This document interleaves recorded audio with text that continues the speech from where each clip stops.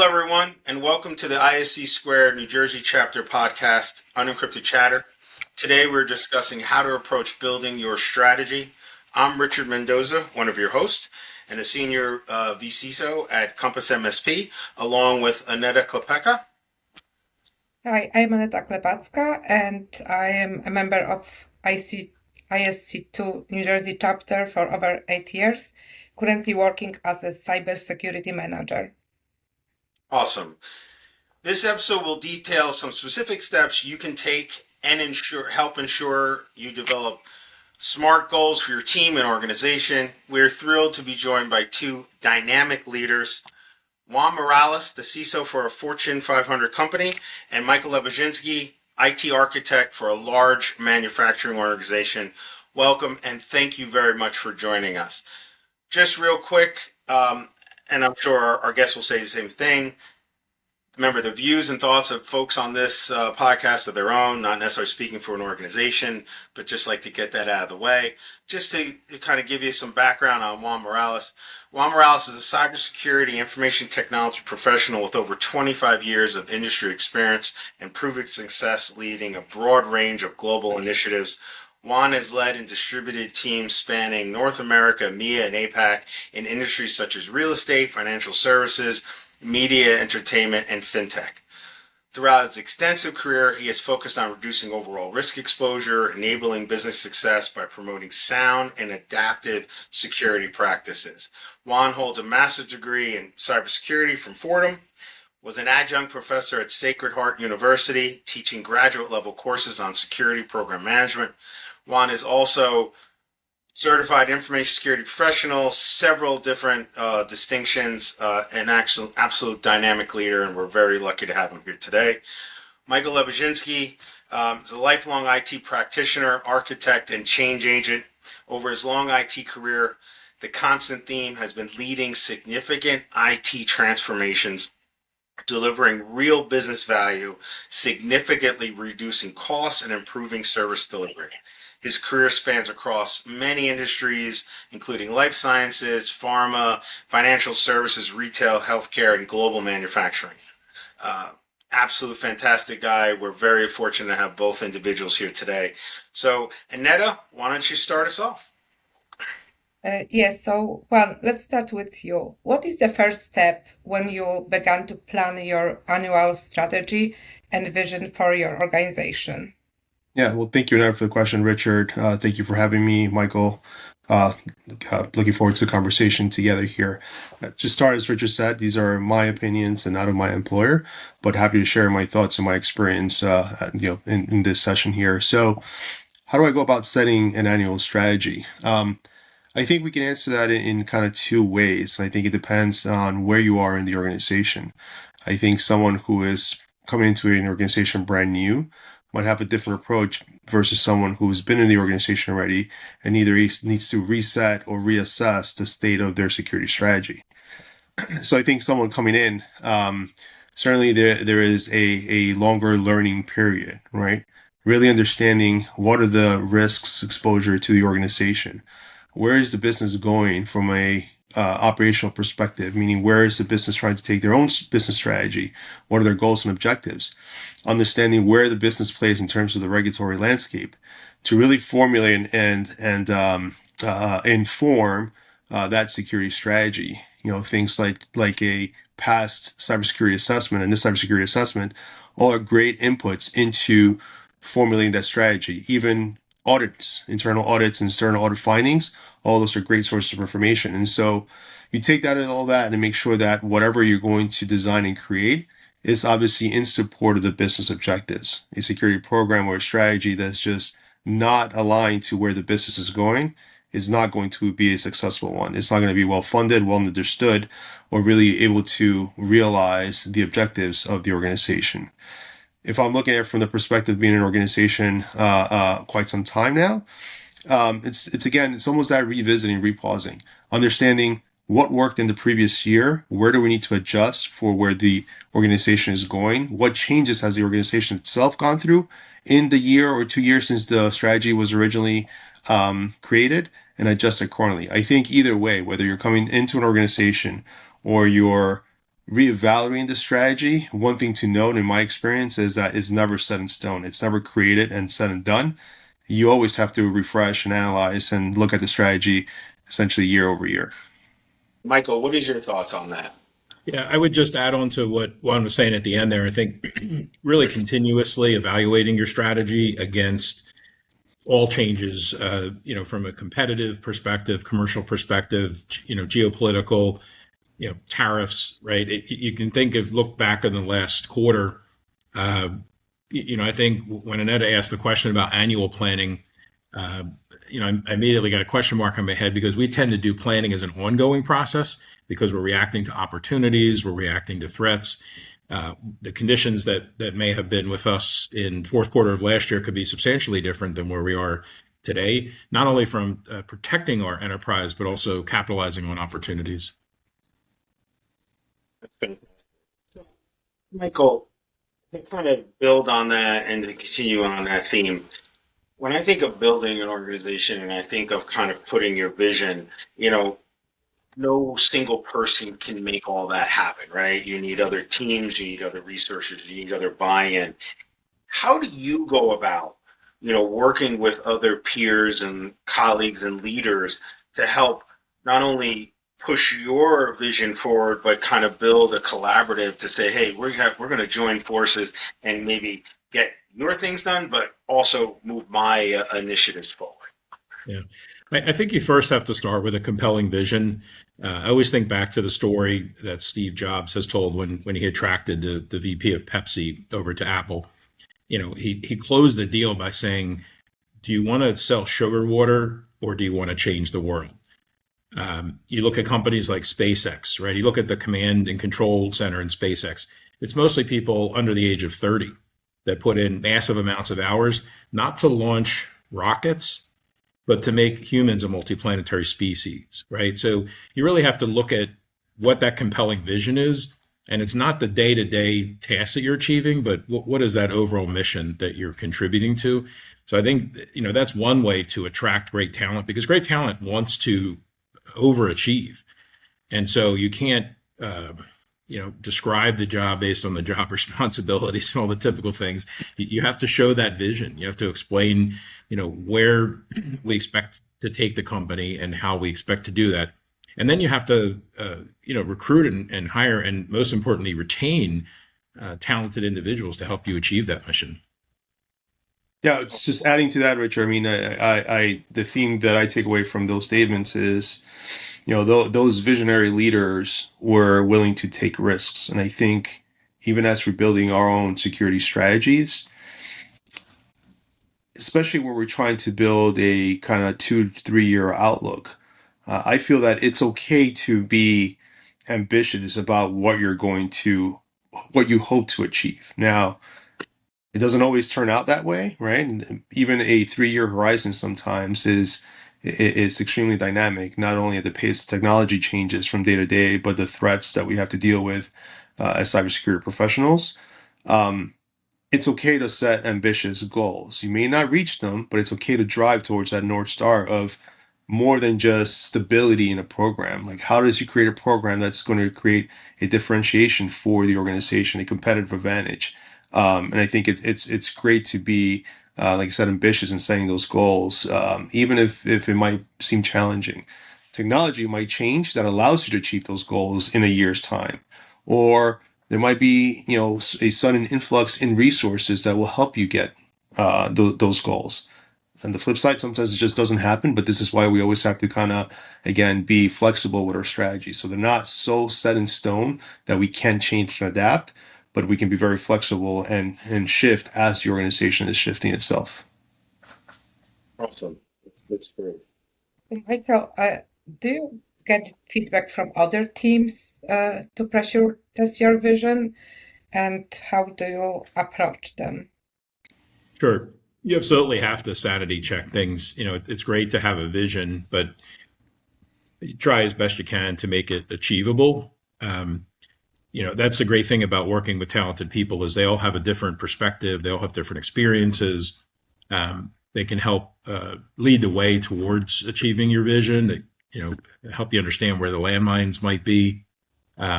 we all have blind spots as humans. So, including others and being able to sanity test your ideas is absolutely important. Yeah, look, in cybersecurity and leading a cybersecurity organization, and trying to execute against a strategy is certainly a team sport. Not only within your own teams, you need different sets of talents and skills to be able to support that, but certainly because cybersecurity and its own technology stack is so entwined with an infrastructure team, for example, or other parts of the organization where it comes to business operations, application teams, and so forth and so on, it cannot exist in its own silo. And so it has to be, and the strategy has to be supported through collaborative efforts. And it's absolutely necessary to pressure test that strategy, to check in with the teams that not only are going to rely on to help you implement, to help you drive change, whether it's process change or people change, to make sure that what you're going after, again, it is going to be supported and understood by those peers that you're going to need to collaborate with. No, that's awesome. And as you both were talking, and like I said, you're both dynamic leaders. I had the very, very fortunate pleasure of working with both of them. You know, when I think about like an organization, I recently saw a video of Jeff Bezos talking about the initial early stages of Amazon. And he had to have a very frank conversation with another leader in the organization because Bezos was putting so many ideas out at such a pace that it was basically creating just a backlog of things where every idea required some runway and another idea would come and then that's creating runway and you're not getting anything done. You're just creating like all these great ideas that are just derailing each other. And you almost have to be able to put an idea out when the organization is ready to accept it. So what I would say to you, Juan, in that type of situation, how have you handled where you're putting out something very like a paradigm shift for the organization from a cybersecurity perspective, and before kind of implementing other things, how do you let that kind of build and that runway and allow it to move forward and avoid that temptation of just dynamically changing so much so quick? Yeah. Um, when I talk about being dynamic, I don't refer to your changing day to day, right? There has to be a period of stability in what you're trying to implement so that you actually are affecting true change in an organization. Otherwise, you're just shifting from idea and never really getting anything done. I also think about, don't let perfect get in the way of good. So you want to be able to kind of chunk big initiatives into consumable parts that can offer return on the investments that you're making from a technology and a people and a funding perspective, right? So that the organization starts seeing that you are delivering, and you are changing and affecting the organization in a positive way. I think it's important to make sure that then that goes back to kind of the business alignment, right? So while you may have this grandiose idea that will make significant change in the organization, it may not be the right time based on where the organization is at, not only from a process maturity perspective, or just is it in line with the goals of the organization today? It may be a great idea that you park in that backlog you were talking about, and that's going to be when prioritization and really understanding what our capabilities are today and our gaps to make some of those strategic initiatives materialize and be realized, right? We may have a lot of good ideas, but that might be a really good idea for year 3 after step 1, 2, and 3 have been baked in. So I don't dismiss the bigger goals, but they may not be the right time to execute, right? And then again, that goes back and forth with that understanding of where the business is. How do we understand the drivers, the most impactful things we can do now to gain the biggest wins later down as we mature the organization? Yeah, I would say timing is the key element there. My mind is spinning with dozens of examples of where, you look at something as simple as generative AI, right? AI is not new, right? Generative AI has been around for 60 years. It was just in its infancy, and back to timing, at that time when generative AI, the precursor of generative AI was invented, we didn't have the massive amounts of compute technology that we have today. We didn't have the massive amounts of data that can be consumed to train models. We didn't have massive amounts of storage that we have today. So you see a confluence of those circumstances, the evolution of compute, Moore's law, et cetera, all comes together to enable these models to actually work the way they do today. And to answer your original question, Richard, prioritization is all about saying no to certain things, right? You can't do everything. Every idea that you come up with in innovation council, for example, right? It's like Shark Tank, right? They don't say yes to every single investment. They have to be selective. You got to pick the right investment at the right time. And sometimes that means putting things on the back burner for a little bit until the timing is right, till there's the right opportunity presents itself. Yeah, like I said, you collect those backlogs. You create that backlog. You create the ideas. You never know when things shift, and now what you thought might be something that you can only do in 2 to 3 years, now the timing becomes right. So be creative. Keep that track of things that you want to potentially get to, but focus on that timing. Figure out the right timing for some of these ideas that come up often within teams, right? Everybody gets excited when there's new technology, when there's new challenges to solve, but also look at what's really in front of you and what can we really do now to affect change. Awesome. Great stuff. So, Michael, how do you define your competitive advantage if you're in your specific industry that you are in? Luck? No, I think it's ability to adapt. I think we all hear the phrase that the only constant is change. Adaptability, I think, is key because especially now as technology continues to progress, capabilities change on a weekly, monthly basis, right? So the ability to adapt to those changes and survive and thrive, I think, is probably the most important secret sauce. So, what actually customers buy from you? Service, trust, brand, or speed? Yeah, I would say all of the above. I mean, we constantly have to be responsive to customers' needs.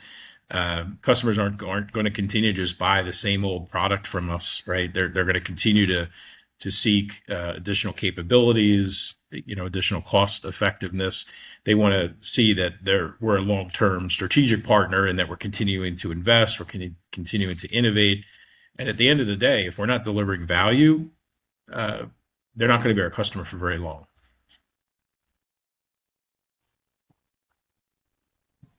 So, Juan, I have a question when it comes to strategy and planning, right? And I know you've been in front of the board many times and different iterations and kind of how you have to kind of bring your vision forward. When you're strategically planning to kind of move the organization in a way, how do you bring forward that to the board in a way that you know that you're going to get the support, the funding, the overall energy, and a lot of times it really helps to kind of get that mandate to kind of push forward to get kind of that call to action. What are some of the things that you do in those rooms and in those spaces to kind of really manage up, so to speak, to make sure that they understand how these initiatives are? Yeah, look, I think when it comes to interacting with boards on many levels, whether it's the full board or just an audit committee, that's really, from my experience, a an opportunity to tell a story. And if you can translate your strategy into a story about where you start, regardless of where the organization might be, where you're starting from and where you want to get the organization to, by bringing up some, and I don't mean specific, but bringing up relevant risk items that affect the ability of the organization to achieve its business goals, you're telling a story that an audit committee or a board will understand, right?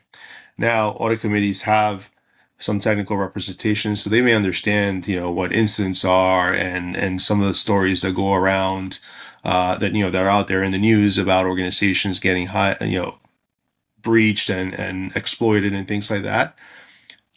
but you have to be able to turn around to, well, what is it? What is in it for me? What are you doing to protect my organization or the organization from the things that I'm hearing? How are we creating our defenses? And do we understand if we have the capabilities or gaps that might create an exposure to those things that are happening out there?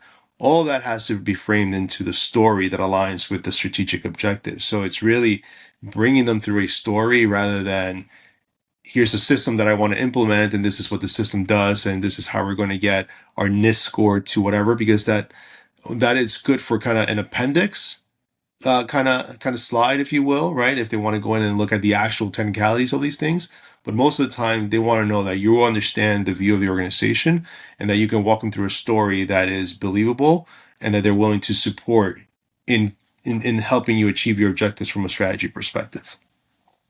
Michael, what about you from your side of the world, and how do you kind of, to Juan's point, like bring those executives forward to say, I'm going to eat this bad box of cereal, and at the bottom is a toy. How do you do that?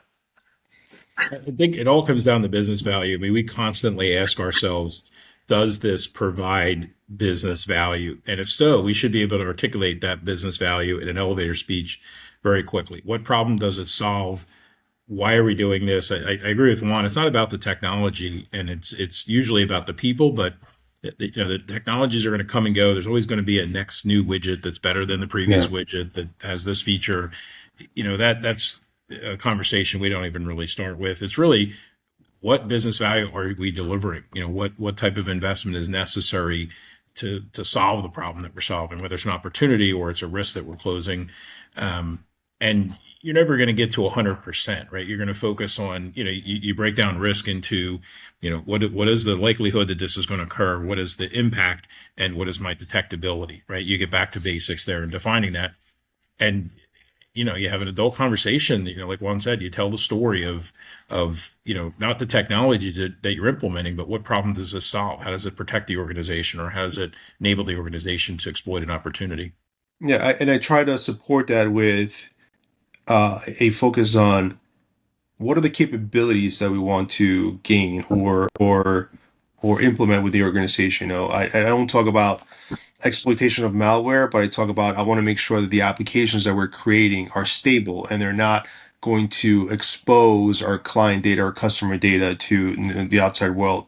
I talk about if we want people to have a better understanding of risk within the organization, then we're going to create these education strategies to enforce some of the learnings and things like that, right? So I try to create, again, a dialogue and a story on a way that's easily to have it back and forth without expecting to be well versed on, again, exploitation techniques or other network security controls that are abstract at that level. So, Juan, can you tell me about a moment when your business was under a serious pressure, and what decision defined that moment? Sure, I think I know where you're getting at. I don't think anybody will ever get everything right, right? And anybody that comes into an organization, CISO, or any other level that claims to say, I know how to fix every single problem, is not in touch with reality. And so, as you are working through a strategy or trying to implement a change with the organization, things may not always work out the way you want them to work out. What's important is to, from my experience, is to fail fast, right? Take those learnings, admit that something didn't work, and pivot quickly to another approach, another method, right?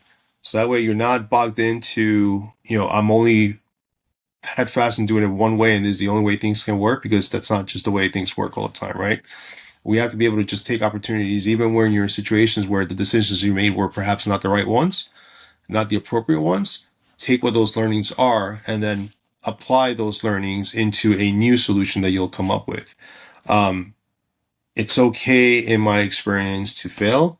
It's not okay to not learn from those failures, right? Every opportunity, every time you have a chance to do something, you should be taking away a learning, and it could be small, it could be big, but that should enforce or support your next decision point, right? it needs to be done with a lens at what happened before, so you're understanding from those previous experiences. So, yeah, at times things don't work out the way you want them to, but it's that quick pivot I think gets you the ability to move on and perhaps find then the right solution. Yeah, Yeah, so I you think always have to analyze and lesson learn, right? Yeah. To kind of, thank yeah, I you. think one of the techniques that I've seen used in the past that's been very successful is scenario based wargaming. So you don't necessarily always want to react to a situation. You want to be able to be as prepared as possible if that situation were to come true. So walking through, what if site X became compromised? Well, what does compromise mean? Malware, right, et cetera. How would we react to that? Would we isolate the site, for example? But then you need to start, through those wargaming scenarios, you start to think, well, the bad actor's been in our environment very likely, not just today, but probably for 3 or 4 months. So then you have to start to think through, well, would the bad actor expect or be able to predict how would we react when their presence was detected and be able to stay 2 and 3, 4 steps ahead of us. So those types of wargaming really give you a safe place to walk through scenarios so that you are prepared. So when and if that situation does occur, it's not the first time you're seeing it. You're able to react more quickly and more effectively to that scenario. Practice. Yeah, look, I fully agree with preparation, right? For example, I'm in the fire service and I plan every Monday at drill for hopefully something that will never materialize, right? A low frequency event with a high impact. Um, and while it may seem redundant and repetitive, it preps me for the time when that thing will actually happen and we know what to do, right? And if we equate that to incident response, right? Is the reason why we create incident response plan is not just a document that somebody creates for compliance. It should be a document that people understand the process. Now, the only challenge, the different, kind of in opinion of what you're saying, Michael, you can certainly continue going down a rabbit hole of what if scenarios and possibilities, right? From my perspective, what I at least want to make sure my organizations, the organizations that I've worked for, are extremely well versed in the process of response. And so that we know who are the key players, what are the high level process actions that take place, that those can be applied across the board at any particular incident, right? What the actual incident is will change the dynamic of how we respond sometimes, but there's a key that or what actions we have to take to respond to that particular incident. But there's a fundamental planning that we need to make sure that we're versed on, so that if we do have an incident, we're not last minute trying to figure out who should we call, who should be involved, or what are the actions we take. We repeatedly drill in those basic fundamental steps of a plan to be prepped for a scenario such as an incident. But the same thing can happen in our SOC, right? We should be doing threat modeling and trying to understand potential avenues of compromise. So then we're creating the right models for detection and the right threat modeling and things like that to support and create that preparedness, so that when things actually happen, people just know how to react instinctively rather than running around essentially in panic. I think those are great points, right? When I think of those high pressure stress situations, and I always try to preach this to my teams and the organizations, is you need to be comfortable when things around you are uncomfortable, right? You have to be thoughtful. You want to act. You don't want to be caught up in analysis, but you have to make decisions and be comfortable being in those pressure or high leverage situations, and really, honestly, making sure you staff appropriately, right? Kind of back to Michael's point of making sure you're the right people in the right situations. Um, so, Michael, I was thinking, one of the things I've been trying to do is when I think about clients and I think about risk, kind of instead of saying, "Hey, here's the things that we need to do," the kind of tried and true basic, steps, kind of flipping it and doing kind of like an inversion thought process. So if I really wanted to hurt an organization, what would I do to them, and what would be the issue, or what would be the problem if they had it would really impact them, really to help frame risk and really understand where their weak points are so we can strengthen those, and if things are doing well, we obviously want to, do simple better kind of thing. So when you think about your organization or other organizations that you've worked in, when you think about the risk and kind of capturing that and framing that, what are some of the things that you look at to kind of lay that out for your organization and say, hey, here's what we need to do to kind of go at this? Yeah. I mean, I really whittle it down to, in order to beat your enemy, you have to know your enemy, right? You have to know your enemy's motives. You have to know your enemy's capabilities. You have to be able to prepare for them. I think that's really the key aspect. And then, as you create your defenses, you have to understand, what are the requirements and how will you structure your defenses so you can, detectability is really one of the three pillars of risk, right? So how am I going to be able to detect that I may have an intrusion, right? And there's a myriad of tools that help us do that, obviously. But as Juan said, right, when you have an incident plan, you have to know, okay, if I do detect, a situation, how am I going to react to that, right? You don't want to determine the plan on the fly. You want to be able to have a plan that you can pull out and say, if it's situation X, we do this, right? And then we kind of follow that through. That's where the wargaming comes into play, because you get to practice through those different scenarios. So it's all about being prepared, and that preparedness comes down to knowing what you're up against. Juan, how about you? Like when we think about risk and from your role and kind of looking at an organization and, trying to build a plan that you can kind of implement over time. When you think about risk, like how do you approach that and kind of how do you frame that properly and then go attack it? Yeah, look, I'm a strong believer in security fundamentals. If we don't have that fundamental layer of base controls, access management, vulnerability management, asset management, right? If you don't know what's there, how you're going to protect it, if those fundamental controls are not in place, anything else you add on top, it becomes kind of useless. And so when I start looking at risks, I am also cognizant of the organizational risk and the industry that the companies might be playing in different companies I've worked in. There's the specific risks that affect the specific type of company, but then there is the technology risk from internally. Are we shooting ourselves in the foot, right? Are we missing basic components of security protections that create this foundation for a more robust and more mature organization, right? So if you don't have a good access management program, if you can barely keep up with vulnerability remediations, anything else you try to layer on top just falls down because you just don't have this strong foundation. I think Yeah, I you think an important point there too is mindset.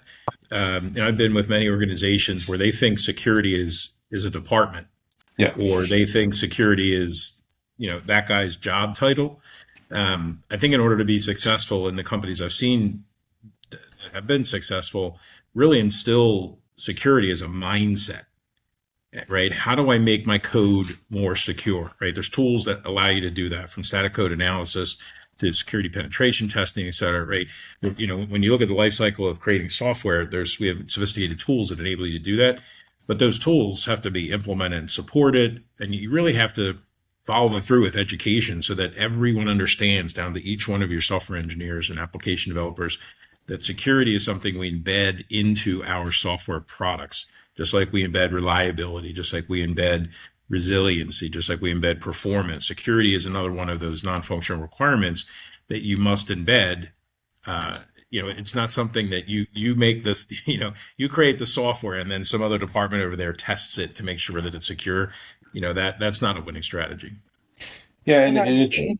and it truly is people, process, and technology, right? You can buy all the technology in the world and implement it, but if you don't have the processes to make sure you're maximizing that technology and everybody understands the process end to end, what are the inputs of the technology solution and what are the outputs and the expected behaviors from the people receiving those outputs, then again, it's you're investing in nothing, right? Um, Security awareness and training, it has to be beyond just phishing awareness and clicking, right? Because you do want to create that culture of security where people just think security as the normal process, not something that you have to bolt on afterwards. And in 2026, unfortunately, there's still organizations that are dealing with that challenge. But it really has to be a well-rounded approach that includes all three of those pillars: people, process, technology, to have a truly successful security program. Yeah, Yeah. especially small businesses, right? It wasn't like security wasn't in the scope. Yeah, and a small business will have its own risk profile, and they may not have the funding to get the latest and greatest. But even some of the security fundamentals that I talk about don't require a lot of security investment or a lot of investment in technology, right? There are processes that you can build around those things that I mentioned, asset management and access management and vulnerability management. Depending on the size of the organization, those can certainly be tremendous investments, or they can be right sized for the level of risk that the organization is facing. So it all depends, but those fundamentals should not change. Those, in my experience, again, in the different verticals that I've worked in, I can carry those fundamentals into any of those organizations. I then put on top whatever's specific for that particular vertical, but the fundamentals are the same regardless of where you go. Well, I think one of the things that is always super important, and I always try to bring forward, is it's hard to assess anything without a boundary, right? If you don't know where things are, you don't know what you're doing, you don't understand what the mission is, you don't understand the people's roles in the organization or the mission statement, it's really hard to build anything substantive that has shelf life, that's going to be there longer than 3 months or 6 months. Like, I think, Michael and Juan, the themes have been throughout tonight is we want to build things, we want to do things with purpose, and we want it to kind of build on itself and momentum.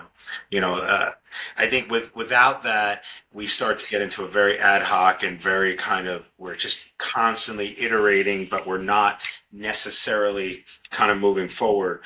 One of the questions I have, Juan, for you is, when I think of organizations, I think of trying to establish a high watermark. So we're not necessarily moving to a specific technology, it's folding into what we do. So when you're thinking about charting out your or assisting in your organization's AI strategy, and there's a lot there, right? And to me, one of the biggest problems with the organization is they kind of run forward into AI, but they haven't really established the problem to solve.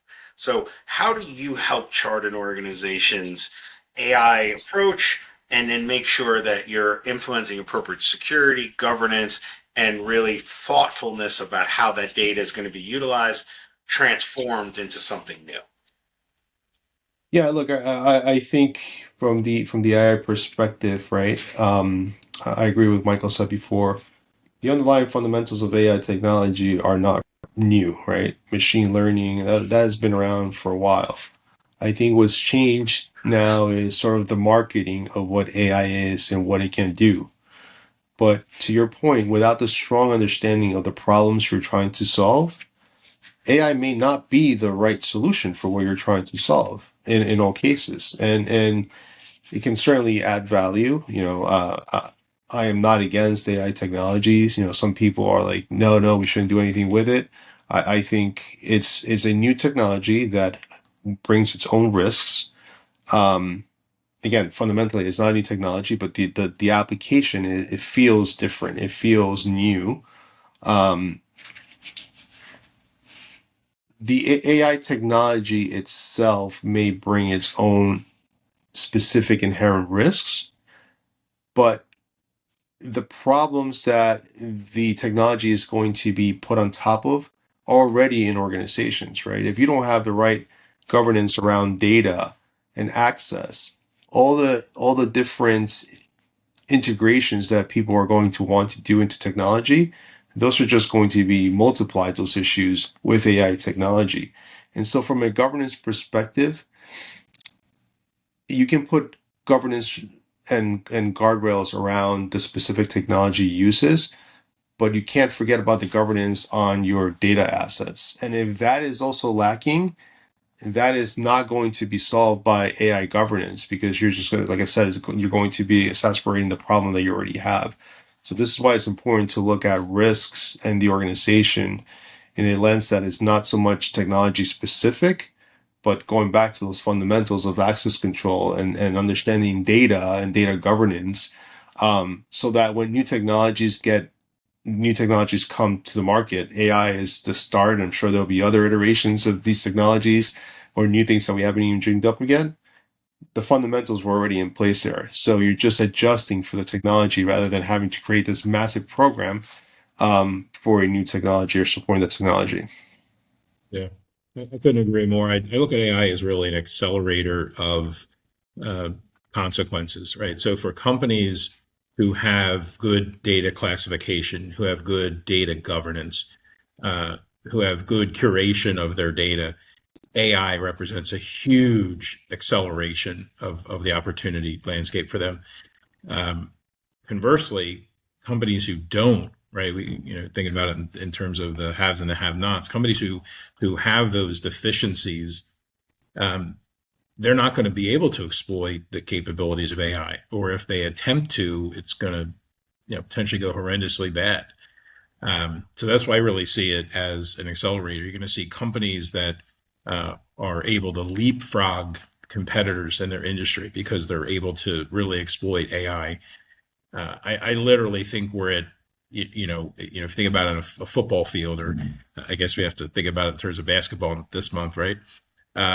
We can always think about football. Yeah, that's true. We're literally at maybe the 1 inch line, of a 100-yard field. I think people are going to be really, really surprised. I literally think we're at, if you think about it on a football field, or I guess we have to think about it in terms of basketball this month, right? We can always think about football. Yeah, that's true. We're literally at maybe the 1 inch line, of a 100-yard field. I think people are going to be really, really surprised at what an impact AI has. And I think, companies who are afraid of AI for any reason, regardless of what the reason is, they're really missing out on an opportunity. I think fundamentally AI, because of its ability for the machine to do all of the rote tasks, right?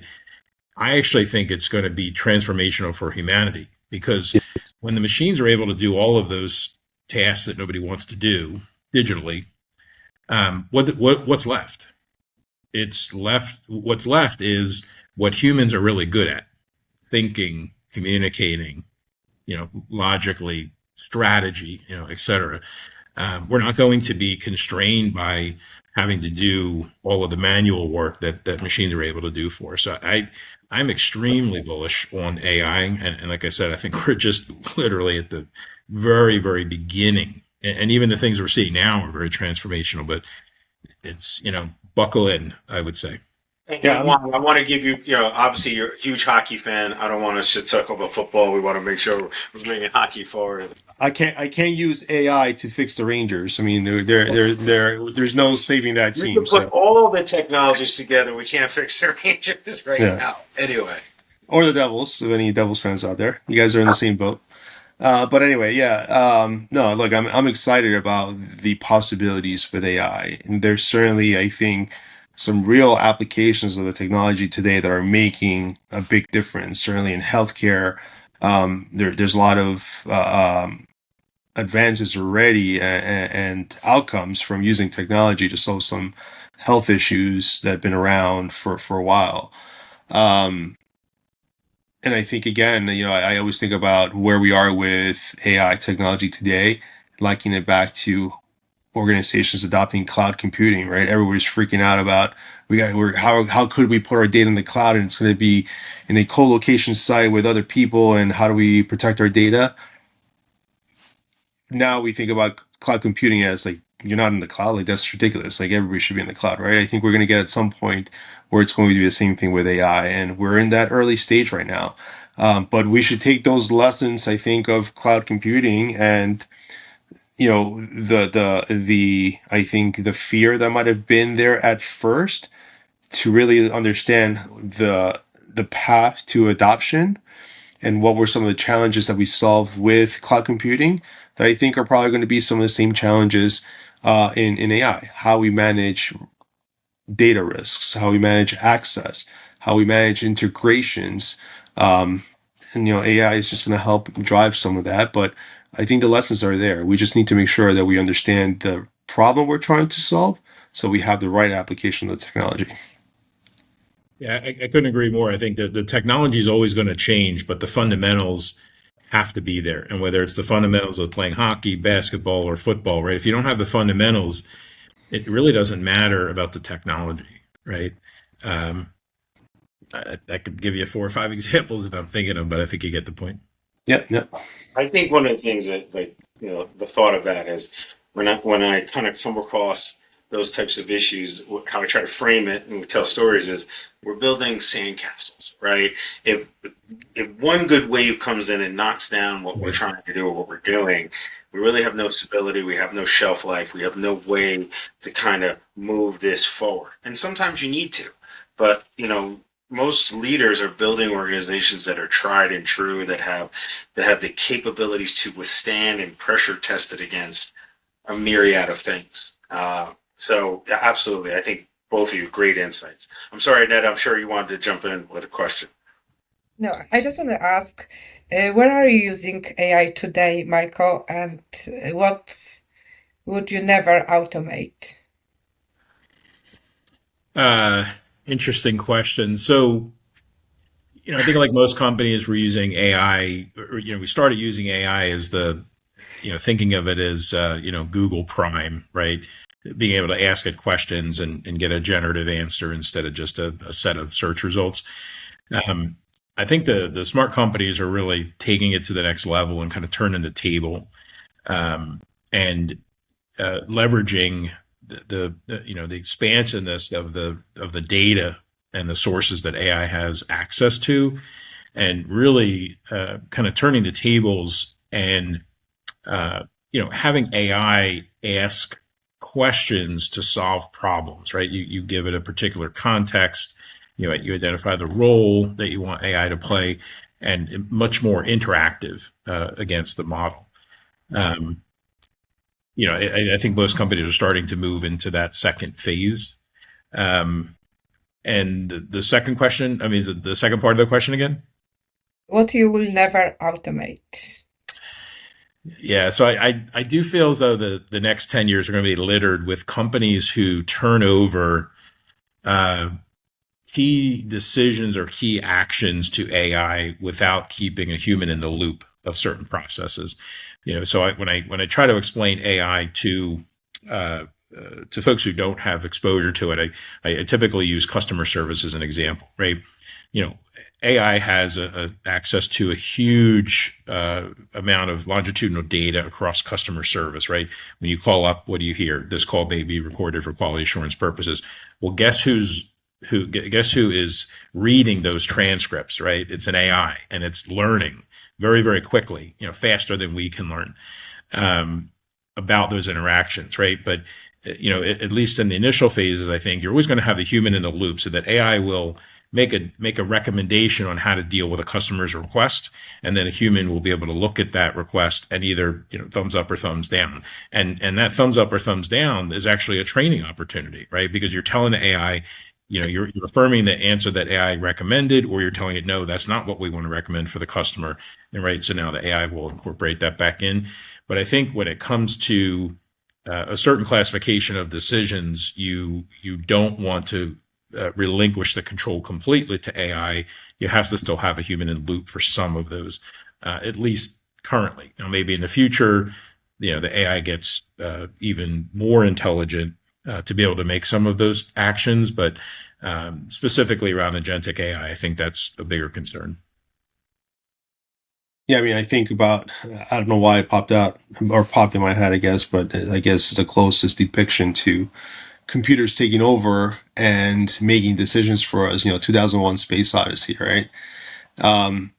And I think about how,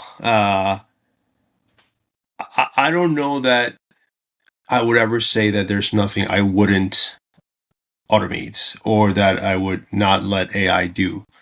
I wouldn't do anything now, of course. The technology is still in its infancy, but I would be open to maybe allowing more of the automation through AI, obviously, as the technology develops. I guess what I'm saying is it needs to be proven. But I think there probably is going to be some things that would be off limit. And now, again, I'm not in this particular industry, but I guess I think about healthcare and decisions that where a human life might be at the end of a decision, right? I think those are probably still going to be we still going to want those to be made by a human, right? Someone who has the experience and who has the ability to discern small nuances that may not be as cookie cutter as a computer may come to a conclusion, right? I think there's always that gray area, which is what makes us humans, right? Where computers are so black and white in what they do, and while it may not feel or sound like it when you're talking to an AI, or to an agent, or you're trying to interact with an AI tooling, it can feel human sometimes. But in the end, it is just a black and white decision that's just been put together in a way that feels human. Where I think, again, those life and death decisions or a healthcare decision, I would probably still leave up to a human to do at some point.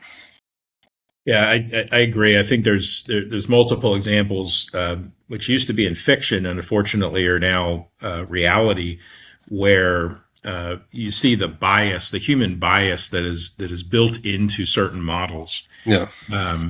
And so, there's been, two examples I could think of recently where people have interacted with an AI, a generative AI, like an avatar, and the avatar told them it was okay to do things that are completely immoral and ethical. So, Yeah. you have to be very careful about the models that you're dealing with and the biases that are built into those models. Yeah. I mean, at the end, it's only going to be as good as the data it's learning on. And so Exactly. if that data itself is corrupt, you're going to get corrupt responses or corrupt results. So Yes. Yeah, I think when we think about AI, right, there's the three main tenets, right? Explainability, transparency, and removing implicit bias. But I think Juan and Michael both going back to like the overarching thing with anything in life is protecting human life, right? That's first and foremost, and everything falls underneath. And we, obviously always need to be thinking about how to do that, move, the human experience forward, right? So we're getting close on time. We have one last question I'd like to throw to both of you and you know, kind of think about your journey. So let's start with you, Juan. Um, what is current Juan Morales? What leader are you like now that you were not like 5 years ago, and how have you evolved as a leader? that's a really great question. I mean, thinking about where I was 5 years, um, my ideas of leadership 5 years ago were, I think, in their infancy in a way where, as I change roles within organizations, um, how I approached those leadership strategies that I learned changed in a couple ways, not only in the dynamic of the teams that I was leading, sometimes in the size of the teams that I was leading, or regional locations that also informed the way I had to lead teams. Now I can reflect on the things that worked or didn't work that I choose to carry over and continue to use in my leadership kind of toolbox, or be open to new things I'm coming across now. And so I guess the difference is that 5 years ago, or now to 5 years prior, I've had 5 years of testing the different leadership strategies and the opportunity to see what's worked and adapt. So the time has given me the ability to test techniques out and change where things were not working. Awesome. Michael, for you, who you are Yeah, today and the leader you were 5 years ago, and what's changed? that's a really fascinating question. I spent the whole time as Juan was answering it, thinking, I think if you're talking about the last 5 years, particularly, right, we've gone through a pandemic. We've had many situations where the appeal to the experts has been challenged, and I think from a human point of view, it shakes a little bit of your confidence when I'm a very research oriented person. So if there's something I don't understand, I need to learn it, need to understand it, need to, conceptualize it and really get very deep and thorough with it. So I think when I look back 5 years, I think that, from a leadership perspective, I think it's okay to challenge the prevailing wisdom. I think it's okay to be a contrarian. I think the last 5 years made it difficult for people to stand on their principles. When the prevailing sentiment was against those principles. I think back to, we talked about SpaceX earlier. There was a time where only governments launched rockets. It was unthinkable for a private company to launch a rocket. It was unthinkable at one time. SpaceX had to literally fight merely to enter a proposal to refill the space station, right? That was the contract they were trying to get. And it was unthinkable to land. You're going to land a rocket booster back on Earth, right? So I think to summarize, I would say that part of being a leader is staying true to your principles and believing in your vision, even when you're literally rowing upstream. And I think a lot of the things that we were told over the last 5 years aren't as true as we were actually told. And so again, I think that's part of being a leader, is staying true to your principles, your ethics, your morality. Yeah. Leading with humility, understand that people have all kinds of challenges in their lives, right? And you can't treat everybody the same. You got to be able to even flex there, to know that one approach with one person in your team is not necessarily the right approach for someone else. So even being able to adapt to the situations of the teams you're leading is critically important. That's something that in 5 years ago, I chose that approach to leadership, and it's worked for me in the way I've worked with teams from then on, right? Knowing that I can't treat everybody the same way. It doesn't mean that you don't create accountabilities and you expect results from people, but that you understand that there is a human underneath all of that, and you need to be able to be attuned to that humanity as a leader. Yeah. I think that's a great point. Like, when you lead teams, you lead organizations, obviously you have a driving force in what you want to do. But one of the best things I've ever been lucky enough to do is coach my kids in sports. And to be able to really, when you coach different players, different things activate them, right? Different things motivate them, different things inspire them, different things instill discipline and accountability. And you have to be willing to kind of understand and I think help them grow, right? And understand that one of the things that I always look for when I'm working with people on my team is, how do I make them better, and how do I prepare them for the next thing, right? And how do we prepare them for the thing that's going to make their lives better? And if you can do that and kind of stay true to that, and true to that moral compass, and kind of how do you move things forward, your organization, the people, your family, all that, it'd be pretty successful. I think coaching is a great metaphor, Rich, because I talked earlier about the conventional wisdom, treat others as you'd like to be treated. One of the things I've learned as a leader is that's completely BS, right? You need to treat people as they want to be treated, right? Imagine if you treated every kid on your team the way you wanted to be treated as an adult coach. You wouldn't have a good team at all, right? Like you said, you have to get down to what each individual athlete, what they need, and be able to treat them that way. Couldn't agree more. Absolutely. Well, listen, Michael, Juan, this has been an absolute wonderful conversation. Speaking for Annetta, we couldn't thank you enough. Your engagement, just the thoughts, and you're taking your time. Obviously, time being just a resource we can't always get back. So for you to lend that hour here to our listeners and to future leaders, right? I think that's the biggest thing, is that when people have the opportunity to spend time listening to this, and folks that have been as successful as you, hopefully that takes that next group forward, takes nuggets of wisdom and learning. So thank you so much. So once again, thank you all for joining us this episode. We are now on most major platforms, including YouTube, Apple, Spotify. It would be helpful if you could subscribe and share our podcast, rate it, review it, obviously push it out to a broader audience. There's a lot more in store for Encrypted Chatter and future podcasts. So thank you so much again, and everyone have a great night. Thank you. Thank you. Yeah.